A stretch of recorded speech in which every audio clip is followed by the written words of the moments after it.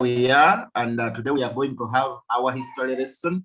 Okay, today we are having our history lesson, and the teacher is me, Busuulwa Joseph. Okay, and the lesson for today we are going to be looking at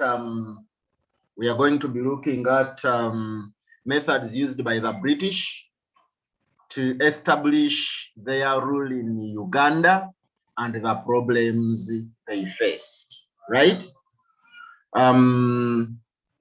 Okay, a moment, please.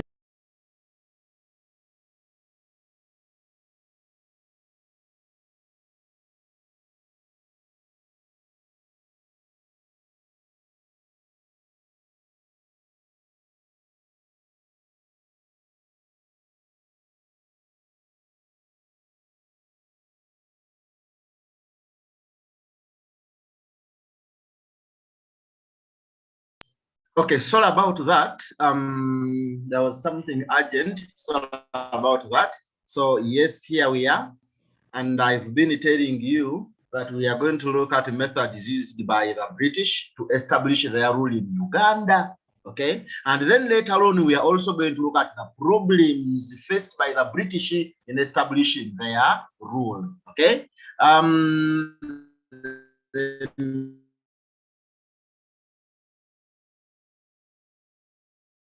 Let me see, I have some. Okay, Angela, your hand is up. Unmute yourself. Angela, Winnie, unmute yourself. I wanted to give the methods. Oh, you want to? Okay. I'd like to give us some of the methods. You can please go ahead and give us some of the methods they use. Signing of treaties. Signing of treaties. Okay, thank you so much, Angela. That is actually true. They use the treaties, okay, in establishing their rule in Uganda. Okay. Okay, a moment, I'm coming back to you.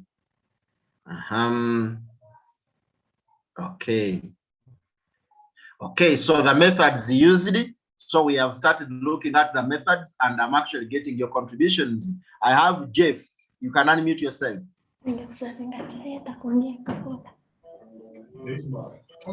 Hello, teacher. Yes, please. Good morning, teacher. Good morning. How are you? I'm fine. Yes. Teacher, I'm new to this class. Oh, you are new? Yeah, this is my first time. You just joined. Yes, I want to give an answer. Okay, you can. Please go ahead. Use of force. Use of force. Thank you so much, Yes. Jeff. And that is true. They use the force, okay? Where they met hostile tribes, they applied the force. Thank you so much, Jeff, for that contribution. Denise, unmute yourself. Good morning, sir. Good morning. How are you? I'm fine. How are you? So I'm just trying. Yes, you can go ahead. So the British use divide and rule policy. Divide and rule policy. That is true. They use the divide and rule policy. For example, in Uganda here, where they divided the Baganda and the Banyoro. Thank you so much. Then Isabella, you can Isabella, unmute yourself. Good morning, sir. Good morning. How are you? Fine. They used indirect rule method where the European countries used to administer through the local leaders. Yes, thank you so much. Indirect rule. For example, here in Uganda, they used the local rulers, the chiefs, to administer certain areas on their behalf. Thank you so much. Irene, unmute yourself. Good morning, teacher. Good morning. How are you? I'm fine. The British used Christian missionaries who paved their way. Okay. They used the Christian missionaries. That is true. Okay. They used these missionaries to soften the hands and the hearts of these Africans. And by the time they came to Uganda, of course, it was so easy for them to take over. Thank you so much. Esther, unmute yourself. Thank you, teacher. The missionaries used collaborators to extend their rule in different parts of Uganda. Yes, they used the collaborators to extend their rule in different parts of Uganda. That is true, okay? They use the collaborators. Yes, I was actually looking for some of the examples of these collaborators. We had, anyway, we are going to look at them. We are going to look at them. Let me not waste time there thinking. We have Nimrod. You can unmute yourself.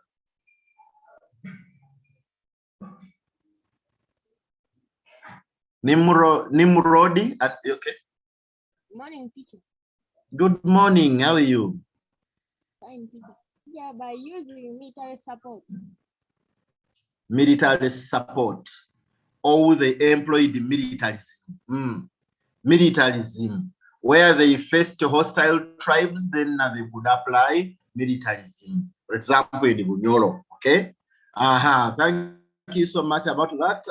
Jeff. Teacher, another one. By the way, teacher, I'm Jeff, called you can Annette. unmute yourself. Yes, you I'm can. called Go ahead. Annette. Oh, okay. Okay, thank you for that. But They I've been used, seeing Jeff here, okay? they used intimidation and threats. Okay, yes, that is true. They use the intimidation and threats. That is true. Intimidation and threats. They threatened those that were to oppose their rule. For example, they set up a military base at Old Kampala here to threaten the Baganda in Mengo who were just about to oppose their rule. Okay, intimidation and threats. Thank you so much for that. Ashley. They use gunboat diplomacy, whereby the British would simply parade their weapons to scare off African resistors, like in Toga. Oh, sorry, you've mixed up. It's as if I've had a diplomacy and guns. What is it? Gunboat diplomacy, whereby the British would simply parade their weapons to scare off African resistors. Okay, so I think mixing two things. I'm hearing of guns and at the same time diplomacy. Because there is a difference between diplomacy and then use of guns. Okay, if you are talking about guns, yes. For example, we've given an example of stationing military officers and guns at Old Kampala here against the Baganda in Mengo. Then at the same time, when you talk about diplomacy, again, that is another point. Okay, they use the diplomacy in the taking over of countries in Africa and Uganda in particular. For example, they had a meeting in Berlin in 1984. That is diplomacy. They also had the Heligoland Treaty 1890. That is diplomacy. The Anglo-German meeting of 1886. Again, that is diplomacy. Okay. Okay. I have a moment. Let me see messages from the chat. A moment. Cass Jordan says they use the chance of the conflicts to establish their rule. Yes, the conflicts they found here in Uganda. For example, the religious wars in Uganda. So, and other conflicts like the Baganda were conflicting with the Banyoro. So they used the search and then established their role in Uganda. Thank you, Jordan.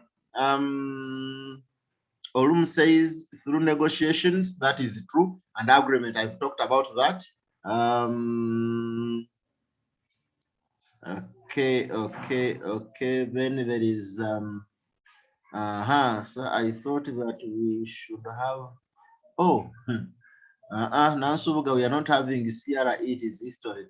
Then there is they use the chiefs and kings from Nansamba. That is true. And then a team says force, yes. Chimule also says collaboration agreement with Africans, and they reward Africans with gifts. Yes, gifts, that is 1 point. Then agreement, another point. Then collaboration, another point. Actually, you've given us 3 points in one. Chimuli, thank you for that. Then Isabel says, did they also use the trading companies? Yes, they also use the trading companies. Then Olum says they use the Alex explorers. That is also true. Thank you. This one says Semeka, Kunguru, Nuambaguta. Actually, these are some of the collaborators. Yes, Semeka, Kunguru, Nuambaguta, and so many other examples. Yes. They used the chance of the conflict to establish their rule. Yes, that is true. Negotiations we have seen. Divide and rule. Yes, thank you, Jovia. Traders from Jovia. Thank you. They use the traders. Then in Ansubuga, through divisions of people, dividing, that is divide and rule. Thank you. Then Riela says they use the traders in the name of chartered companies. Okay, chartered. Okay, yeah, they use the traders, that is true. They confiscated the Acholi guns to avoid opposition. Yeah, they tried to neutralize some groups which were hostile. They used the geographers and explorers, that is true from Farida. Then Peter says through peace talks. Yes, that is true. Namiro, more explanation on diplomacy. Okay, diplomacy. Namiro says more explanation on diplomacy. Diplomacy, we are looking at sitting and agreeing on something peacefully. Okay, you sit on a round table and then you set out your differences peacefully. That is diplomacy. And signing the treaties, of course, that one is also diplomacy. Then use of force and military confrontation from Victor, that is true. Actually, they used the treachery whereby they pretended to be friendly to Africans. Yes, that one is also true. That is from Ashley. Jovia, they also used the explorers and geographers. Yes. Nansubuga, Bagana, and Vanyurong. Okay, I've not got to the point. Shina says they use the direct rule in some areas. That is true. They use the gift C from Jovia. True. Construction of military forts. See that one. True from Ashley. Abigail through bribes. Not necessarily bribing, but giving a lot of wealth to the collaborators. Okay. Then introduced civilization where they taught acceptance of change. Hence, Africans looked at the colonialists as benefactors. Yes, that is true from Estera. Jovia, they used the treachery. That is true. Abigail, the wars among the religion. Okay, religious wars. Okay, so many people have written, and I'm seeing so many messages. I don't know whether I will be in a position to read all these messages. And some of them are a repetition of what others have given already. They use the treaty signing. We have seen that is military deployment. That one, yes, we've seen. Military support, we've seen. They use that advantage of abolishing slave trade. Yes, NASA, but this is very true. Okay. Putting up infrastructures, true from Jovia. Construction of infrastructure like Uganda, that is true from Ashley. They made the locals go against themselves. Yeah, divide and rule, true. Built transport and communication lines, which served as evidence of effective administration, and also is the colonial administration by providing transport. Okay, yeah, effective occupation. We talked about that. Effective occupation, and they did that by constructing roads, communication, and everything. Who were the collaborators that were used? We've mentioned some examples of Semeka Kunguru, then there was Nuambaguta, then and so many others. Okay. Farida, use of treachery, yes, we have seen. Okay, okay. Thank you so much for the messages, and back to people whose hands are up. I have Farida, unmute yourself. Teacher, I was saying about the collaborators. There was Nuambaguta. Okay.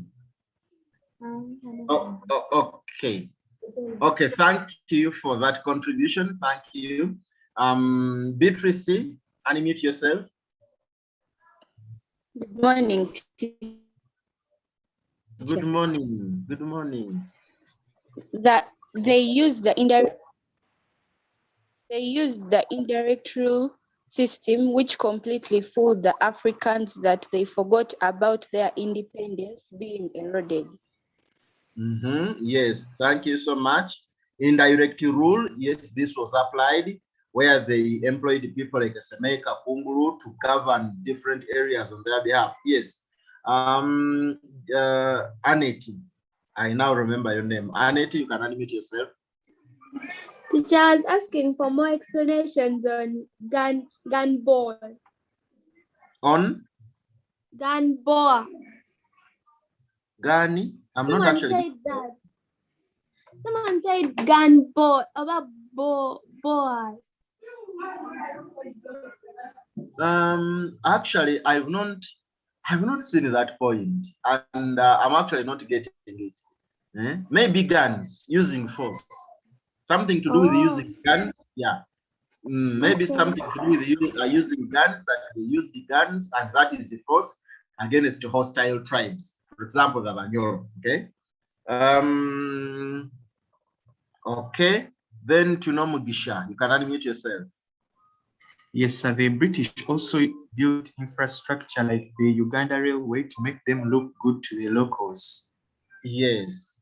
Thank you so much. Construction of railway lines, or the Uganda railway line, and this made them reach out to the different areas. Okay, and they effectively colonized Uganda. Okay, thank you so much for that. Let us try to look at what I have for you, but most of them you've given them. Use of gifts, people have given this point already, and we are not going to waste a lot of time there because I've even explained that. Okay. Okay, Nasuga says let us speed up because it is okay. We are going up to 11:30. Okay, we are going up to 11:30. Don't worry about this. I will still have some 35 minutes. Okay. Then use of okay, characteristic diplomacy.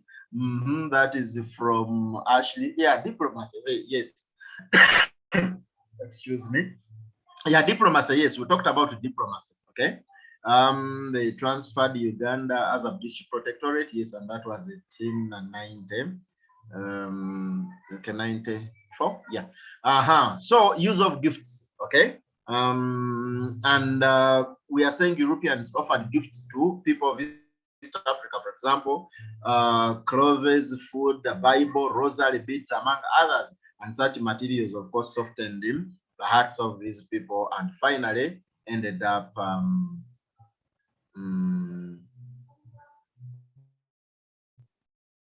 okay, a moment. Okay. Okay, that was gifts. Yes, here we are. This is another point. The British imperialists were very strong and efficient. We have not seen this point. No one has given this point. But we are saying they used their strength to sign treaties with African chiefs, with Ugandan chiefs. And at the end of the day, these chiefs surrendered Uganda to the British. And finally, in 1894, Uganda was declared a British protectorate. Okay, so they were strong enough and they used their strength to trick these African chiefs, and they ended up signing treaties. So Captain Frederick Rugadisa, Harry Johnston, among others, signed the protectorate agreements that helped the British to colonize Uganda. So I think you are seeing that information there. We have this other point here that they used the state cooperation and negotiations. This is true.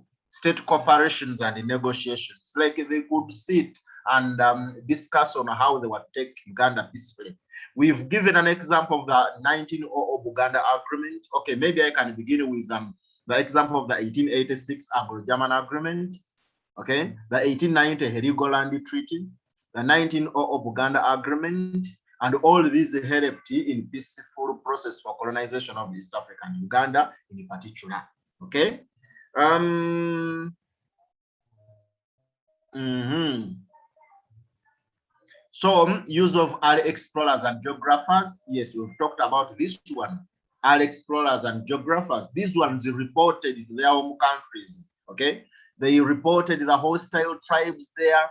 They had the map of Uganda where we had the minerals. They had already, marked these areas, and all this information was given back to their countries. Are you getting it? So their countries sent in a lot of, colonialists interested in these areas with riches and all of that. Are you getting it? So explorers and geographers help them so much, even direct them that once you are moving, take this direction, the other direction, and at the end of the day, the colonialists did not find a lot of difficulties in touring the entire Uganda. Okay. Then these are some of the explorers. Okay, remember the point is use of early explorers, and this is one of the explorers, and this is H.M. Stanley. I think you are seeing his image there. One of the explorers that actually provided information to the British government about Uganda and the geography of Uganda. So the use of trading and chartered companies. Okay, you've already given me this point. And for your information, these chartered companies in the initial stages governed the protectorates, governed the colonies on behalf of the colonial governments. Okay, so they developed infrastructures, silenced societal conflicts, won wars with the traditional chiefs, and all of that. So by the coming in of the colonialists, everything was already done and sorted out by the chartered companies. The role of Christian missionaries, you've given me this point already. Okay, and I remember telling you that they softened the hearts of Ugandans, and when the colonialists came in, it was so easy for them to take over Uganda because they used some Bible verses that softened the hearts of these Africans, these Ugandans. Happy are the poor, for the kingdom of heaven is theirs. Meaning that you people of Uganda, you shouldn't fight for your riches here. Let us take the riches, your riches are in heaven. Are you seeing? And there were some verses or some statements like, when one slaps you on one cheek, you turn the other. Meaning that you don't have to revenge. Are you getting it? So once the colonialists came in, they took our things, they colonized us, and we were not supposed to revenge, because the Bible says when one slaps you on one cheek, you just turn the other. You don't have to revenge. When one takes your land, you just tell that person, I also have another piece of land this side, come for it. You see? So softening the hearts and the minds of these Africans or Ugandans is another method they used in the colonization process. We have building of military stations. We've talked about this one. And I remember telling you about a fort that was put in Odi Kampala. And this was to threaten Baganda in Mengo. I remember talking about that. Okay. Then the use of indirect rule system. People have given me this point. Okay. People have given me this point. And the people, they use the local people here in Uganda to administer other areas on behalf of the British. You understand? And that is one method they used, and it worked for them, by the way. It worked for them. Then divide and rule. Yes, you've given this point, divide and rule. And you remember we talked about Buganda and Nyoro. They divided the Baganda against the Banyoro, such that these two groups of people cannot unite against them. So they were playing them. The Baganda collaborated, the Banyoro resisted, they divided them, and at the end of the day, it was so easy for the British to defeat these disunited Ugandans. Okay. Joel, if you are thinking of taking notes, and that is the reason you are saying I'm too fast, no, but you've given these points already. And don't worry about the notes. Immediately after this lesson, I'll be uploading this work on Google Classroom. So the notes are going to be there, the slides are going to be there. So you are not supposed to be taking notes, because you cannot take notes and at the same time listening to my explanation. Okay, you will not actually understand. Okay. Abigail, your hand is up. Unmute yourself. Okay. Good morning, teacher. Good morning. How are you? I'm fine, teacher. I just wanted to ask, like, on this one of divide and rule, was also the one like for religions like Catholics and Protestants fighting over each other. Did they also use it as their method of divide and rule? Yeah, of course, of course. They also use the religion to divide up people. The Catholics against the Protestants. You understand? The Christians against the Muslims. They use the religion to divide people. Yeah, which is also one of divide and rule policies. Okay. Then okay, I think the other one has put up her hand. Okay. We are having this other point here. Use of intimidation and threats was a common method. Yeah. Now, intimidation and threats. Do you know what happened here in Uganda? They exiled Kabaka Mwanga and Kabalega to threaten the would-be resistors that now you think you are too big, you see we've actually exiled your kings. That is a threatening, that is intimidation. You understand? And it worked for them. It worked for them. So you can see it worked in Uganda and Bunyoro when they exiled Mwanga and Kabalega respectively because they resisted him colonial rule. Okay. There is Mwanga and then Kabalega, the two kings that were exiled by him, the British. I think you can see their images very, very well. Okay. So I believe you've seen them very well. And let us proceed. So use of collaborators like the East African opportunists, collaborators, East African opportunists, Uganda's opportunists in particular. Okay. And an example is Semeika Kungulu, who was deployed by the British to administer Eastern Uganda. Okay, he conquered Busoga Bukedilangote so for the British. You understand? And other collaborators included Nuamba Pakuta, Apollo Kagwa, and so many others. Okay, that is an image of Semeika Kungulu. Okay, yeah, Semeika Kungulu is just there before you. One of the collaborators the British used it in the colonization of Uganda. Use of force and military confrontation. Force. Indeed, they used the force. Okay. Use of ineffective rule. Ineffective rule. It was used in. Okay, this was from Ashley. Okay. So we are talking about use of force and military confrontation. Okay, using force to the areas that were very much hostile. So these people ended up using force against them. So we have given examples of Nyoro, Karamoja, Acholi, among others. Okay, and it was a method used to conquer areas that staged the primary resistances against the colonial rule. Okay, force and military confrontation. That point is clear. Then treaty signing method. Yeah, treaty signing method. We've talked about the treaties that were signed here. The 1900 Uganda Agreement, 1900 Ankole Agreement, 1901 Ankole Agreement. Then the one of Toro was 1900. Uganda 1900, Toro 1900, Ankole 1901. Okay, so these were agreements that were used by the British.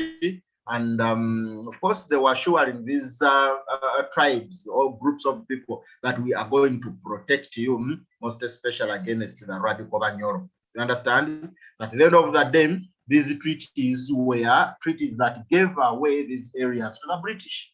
Okay? So, there is a through ruthless measures. For example, hostile tribes were bombarded until they submitted. You see, ruthless measures. Now there is the force, and again there is the force that is, beyond. You understand?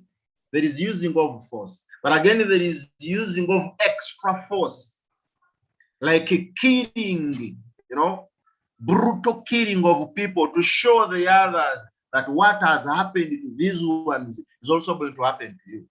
So like a bombarding, the hostile tribes, not until they submitted it. By introducing taxes in Uganda to make Uganda self-reliant. Yes. What they did, they introduced the taxes, hard tax. You understand? And people had to pay tax in order for the colonialists to have a colonial government that was self-reliant and relieve the burden on their home government. Are you getting it? So, yes, that is another way or method they used. They also effectively occupied Uganda by setting up their headquarters in Kampala and Entebbe to maintain law and order. They came up with their headquarters in Kampala and then Entebbe, and this was to make sure that there is total law and order in these areas. So through the Balinese Conference of 1884 to 1885, you will of course, if you remember what we talked about the Balinese Conference, there is a time we talked about the Balinese Conference. I remember telling you it was a conference that was chaired by von Bismarck, okay? Otto von Bismarck, and it was majorly aimed at sharing Africa amongst these European countries peacefully. You understand? So on paper, they shared Africa in Europe, and then they came and implemented it in Africa. Are you getting it?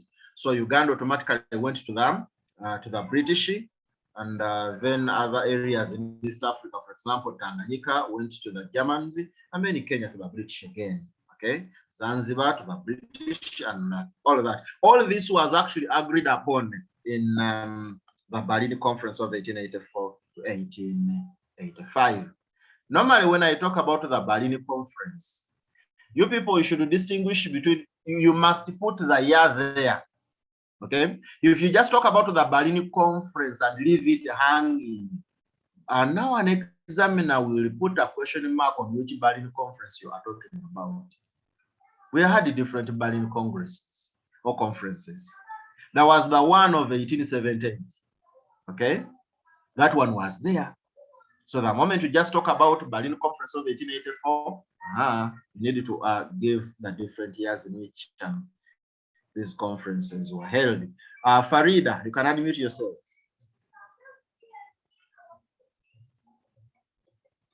Farida, Winnie. Teacher, what about putting up infrastructures? Sorry, come again. What about putting up infrastructures? Or putting up of infrastructures. That one's a point, and you've already mentioned it, okay? You've already mentioned it, and it is true, and I've also talked about it. Okay. Yes. Chantal. Chantal, unmute. Hey, you've muted again. Chantal. Unmute. Okay, she has. Okay. Annette. Unmute. Annette. Yes, teacher. Teacher, I was begging your pardon on chartered companies. Oh, on chartered companies. Yes. Okay, briefly, I can tell you that chartered companies in the initial stages administered the colonies on behalf of the colonists. Are you getting it? In the initial stages. And the headquarters of these chartered companies worked as colonial headquarters. Are you seeing? Yes. And chartered companies again signed the treaties with the local chiefs, protectorate treaties. And at the end of the day, it is these treaties that these countries presented in the Balinese Conference that for us, we have already taken up this country. Okay? Oh, yes, teacher. Yes. Thank you. You're welcome. Okay. Chantal. Teacher. Yes, please. What if I say they were attacked by hostile tribes? Oh, now that is not a method they used. Okay? It is not a method they used. Remember, we are looking at methods employed by them, British, in the colonization of Uganda. Now, most of the methods have been given, if not all. And I'm seeing people's hands up, yet we have to look at another subheading. Okay, yes? Beatrice, anything new? Beatrice, are you giving us something different?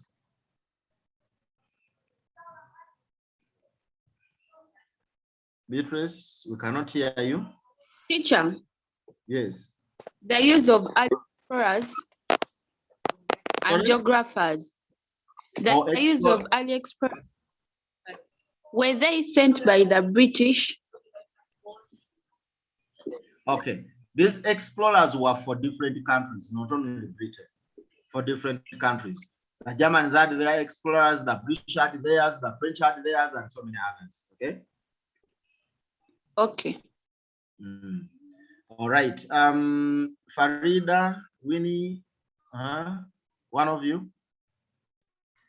Teacher, we are talking about the problems. What about the problem of language barrier? Okay, that one is part of the problems, and let me introduce that subheading also. Okay. Actually, this is the subheading of problems, and thank you, Farida, for that language barrier. Now, people, you can try to contribute to the problems. Abigail, you can unmute yourself. They were attacked by hostile tribes. True. Thank you so much. Hostile tribes. Beatrice. The religious wars in Uganda created confusion and made the administrative work difficult for the British. Thank you so much. People have had religious wars. They created a lot of confusion, by the way. Annette, unmute yourself. Teacher, also language difficulty or barrier. Okay, language barrier. Thank you so much. Ashley, unmute yourself. There was a problem of introducing uniform economic activities in Uganda. Uniformity, sorry? There was a problem of introducing a uniform economic activity in Uganda. A uniform economic activity in Uganda. Yes, they wanted that uniform economic activity, but it was a bit hard for them to have that uniform economic activity. Remember, at the time they were, depending on agriculture, and you cannot have one type of crop grown throughout Uganda, because in other areas, some areas are not good for a certain crop. You understand? So having a uniform economic activity was a big problem at the time. Thank you. Cravens, unmute yourself. They faced resistance from local leaders. Sorry? They faced resistance from local leaders. Resistance from local leaders. Thank you so much. Renjo, unmute yourself. Yes, teacher. There was political problems and insecurity. Insecurity. Political problems, insecurity, yes, and that was another big problem. Tribes were fighting against each other in wars of expansion of their territories. Okay, a moment from the chat. Disease outbreak, that is from Victor. True. Okay, let me first begin with those ones that.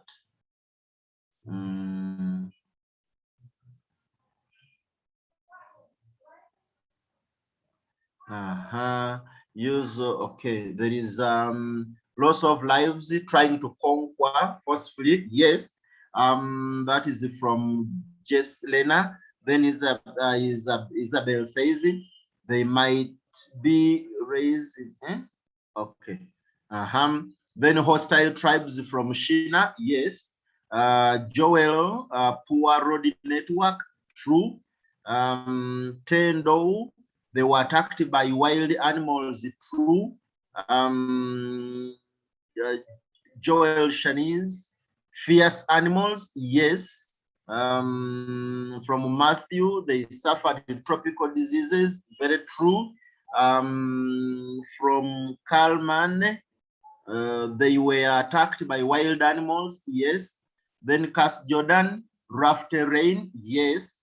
Tendo Rayani, loss of direction when entering Uganda. They didn't know the geography of the area very well. Yes. They were attacked by wild animals from Nansamba. True. Disease outbreak, that is from Victor. Yes. Harsh climatic conditions from China, yes. Inadequate funds, yes, that is from China again. No, from yeah. Then Tendo, they were attacked by tropical diseases. Victor, lack of manpower, that is true. Estera, attacks from hostile tribes, true. Shina, formation of political parties. Okay, maybe resisting against it. Yeah, like Africans or Ugandans fighting for their independence. So they started by coming up with the political parties. That is true. Language barrier from Maria, yes. Problem of creating such authorities. Okay, I think it was central authorities. Centralization of Uganda. Yeah, it was a problem at the time. Then attack from hostile tribes. Yes, that is from Cas Jordan. Then Estera, poor communication with their home government. That is true, by the way. And inadequate medical and food supplies. Yeah. Poor communication network from Nansamba. Poor transportation and communication. Yes. They were attacked by man-eaters. That is from Riela. Yes. Poor infrastructure. That is true from Awopal. Then Abigail, what's the difference between tropic and epidemic? Okay, epidemic diseases and the tropical diseases. Epidemic diseases, tropical diseases. Diseases in the tropics, okay? Diseases in Africa majorly that were not in the countries outside there. Epidemics, those can be diseases that come in with anyway, what we should notice is that the two are different, okay? But the tropical diseases are not in Europe. Then poor transport and communication. Okay. So many messages, and most of the messages are actually repetitions of what we have seen: poor navigation, lack of food and water. Yes, the growth. Yes, growth of nationalism in Uganda. We have seen that, and a formation of political parties. Okay. So many messages, and most of the messages we are repeating ourselves. Yes, yet we don't have time. Let me go back to the hands and then, okay, Winnie, Farida and Winnie. Farida, Winnie, yes. Yes, teacher, they face the problem of manpower. Inadequate manpower, thank you. Then in Namiro, unmute yourself. Nimaro, unmute yourself. Lack of trusted agents. For example, Semeika Kungulu was more of an optionist than an administrator. Opportunists, like Semeika Kungulu, they didn't have trusted leaders, okay? Beatrice, unmute yourself. The Buganda agents used by the British were not welcomed in other parts of Uganda, e.g. in North and Eastern Uganda. Some of the Uganda agents were not actually welcomed in the different parts of Uganda, and that is true. Then Jeslana, unmute yourself. Yes, well, dangerous, fierce animals. Dangerous animals, yes, that is another point. Annette? Teacher, sorry, but I was asking, how does, how was it a problem of manpower? Oh, manpower. Yeah. Remember, they had to administer Uganda. And they didn't have enough leaders, enough people to help them administer the entire Uganda. Okay, so I believe that one is now clear.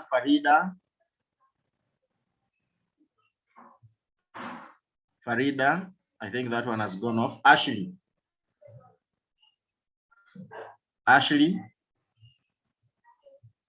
Okay, in the interest of time, people are not even responding.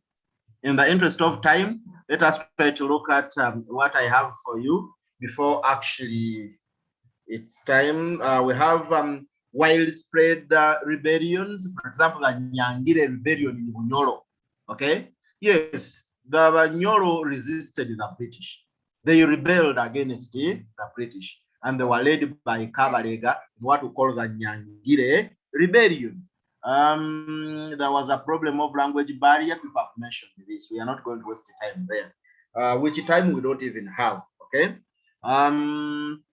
Lack of enough manpower, yes, was a challenge, and people have talked about this. And I've just explained this point that they could not administer the entire Uganda without enough manpower. There was a problem of poor transport, yes, i.e. roads were undeveloped at the time or underdeveloped at the time. So they could not actually move from... Teacher, I want to speak. Sorry?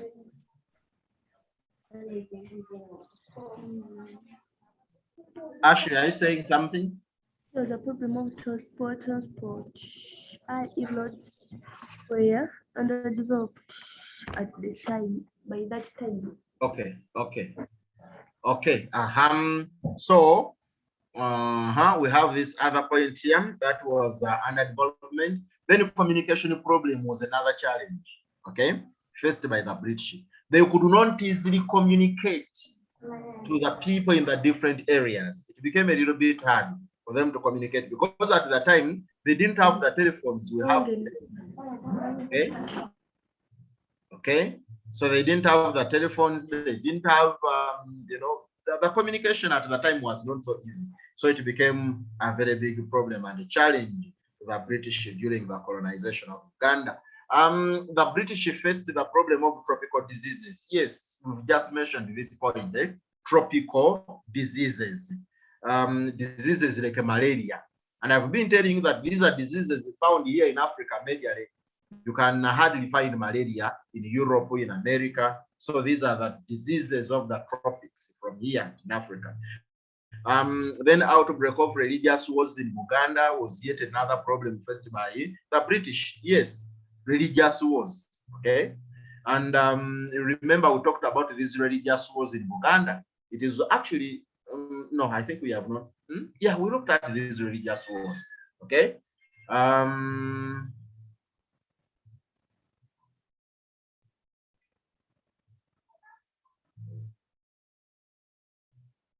Okay. Okay.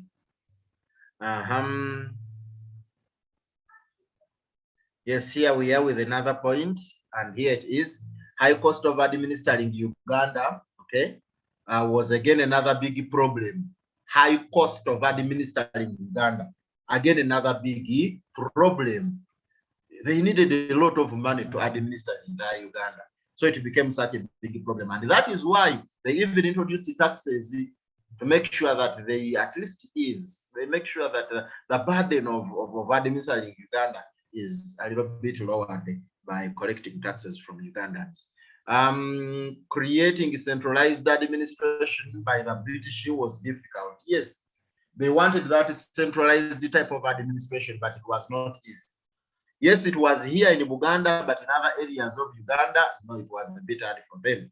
Then the Uganda model of administration failed in other areas. Of course, this is connected to creating centralized administration. They could not apply the Uganda model of administration in other areas of Uganda. Then the 1900 Buganda Agreement marginalized the Catholics and Muslims who also protested it. Okay. Yeah, the 1900 Buganda Agreement majorly gave most of the big offices to to Protestants. Okay, and then the Catholics and Muslims were like, for us, we've been discriminated, so they protested it, and it was not easy for the British to face such protests from the Muslims and the Catholics. Okay, so we have said the British faced a problem of boycott of non-African shops. Yeah, the people of Uganda decided to boycott the shops of the Europeans, okay, and the shops of all the collaborators, and it was such a big problem. You know, the economy depended on these economic activities, but when people decided not to buy goods from your shops, then at the end of the day, it becomes a problem. You won't get enough money to administer these people very well. Then there was a Sudanese mutiny in northern Uganda, and it was also another problem. Sudanese mutiny, and what was this? The British had employed some Sudanese, okay, some military, some soldiers, okay, to help them administer Uganda. They were made part of the army that was protecting Uganda. Are you getting it? Now, these Sudanese were like, this is not, it does not concern us. So they rioted against the British. That is mutiny. Eh? They rioted against the British. They rebelled against the British. So it was such a big problem for the British to bring them back, to have an arm again, to administer and govern Uganda. So it was such a problem. Then agitation for political independence by Ugandans, yes. And this is nationalism now. Ugandans were like, it is time it is high time we administered our country. Are you getting it? So they started fighting against the British, and it was a big problem to the British. Then hostile climate, i.e. they were not used to Uganda's climatic conditions. Yes, they were not used to Uganda's climatic conditions, and that is why that is another problem that was faced by these people. Then lack of trusted agency, for example, Semeika Kungulu was more of an opportunist than an administrator, and we have already talked about that. Then diseases like malaria and smallpox were very big threats to Europeans in East Africa and Uganda in particular. Okay, very big threats. You understand? Distance between Uganda and their home government was too big, and this delayed their supplies and also made them homesick. It was a bit hard for them to communicate to the people in their country. It was a bit hard for them to move back to their home country. It was again hard for them to receive, okay, supplies from their country. And we are saying at the end of the day, this made them homesick, okay? The distance was actually big. So we've come to the end, but before that, I'm seeing a hand up. Beatrice. The Africans refused to pay taxes to the British administration, especially in Bunyoro and Karamoja. Again, that is another problem. Thank you. We had left it out. Yeah, the people of Uganda refused to pay tax, and it was actually making it was weakening the economy, the colonial economy at the time. Thank you so much. Now we've come to the end of this lesson. Okay, what I'm actually telling you, some other people might have already communicated this, that this is the last week for these live Zoom lessons, but this is not the end of the program. Okay, it might be the end of the Zoom lessons, the live Zoom lessons, but not the end of the program. We've got our YouTube channel. We are ever putting there more information. We are uploading work there. Okay, so you will, as other members have already communicated, subscribe to that YouTube channel, Christian School Owners Association. The moment you go to that YouTube channel, everything will be there, and we're going to keep on posting more and more other materials there. Okay, so Ranjo. So I would like to ask if they have already sent the timetable of exams. For the timetable, any time from